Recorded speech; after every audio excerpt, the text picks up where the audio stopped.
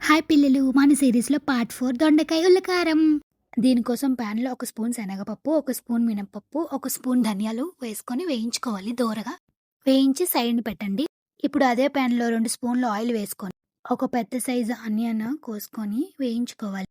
ఎర్రగా వేయించి తీసి పక్కన పెట్టుకోండి.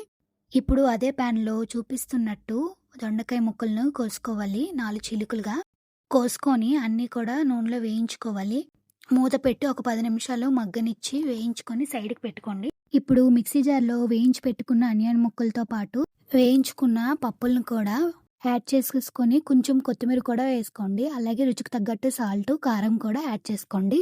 నిమ్మకాయ సైజ్ అంతా చింతపండును నానబెట్టుకొని అది కూడా యాడ్ చేసేసుకోవాలి. ఇందులోని మెత్తగా పేస్ట్లా ఆడించుకోవాలి. ఇప్పుడు మరొక ప్యాన్లో ఒక స్పూన్ ఆయిల్ వేసి మిక్సీ పట్టుకున్న పేస్ట్ని కూడా యాడ్ చేసేసుకొని వేయించుకోవాలి. కొంచెం ఎర్రగా వేగిన తర్వాత మనం ఇందాక వేయించి పక్కన పెట్టుకున్న దొండకాయ ముక్కలను కూడా ఇందులోనే యాడ్ చేసేసుకోవాలి. ఈ టైంలోనే ముక్కలన్నిటికీ పేస్ట్ అంటే విధంగా కలుపుకొని ఒక 10 నిమిషాలు మూత పెట్టి మగ్గించుకోవాలి. చూస్తే సరిగ్గా అన్ని ముక్కలకి జ్యూస్ అంటుకొని మెత్తగా ఉడికిపోతాయి. అంతే, టేస్టీ టేస్టీ దొండకాయ ఉల్లికారం రెడీ. చూసారు కదా, మీరు కూడా ఇంట్లో ట్రై చేసి ఎలా కుదిరిందో కింద కామెంట్లో చెప్పండి.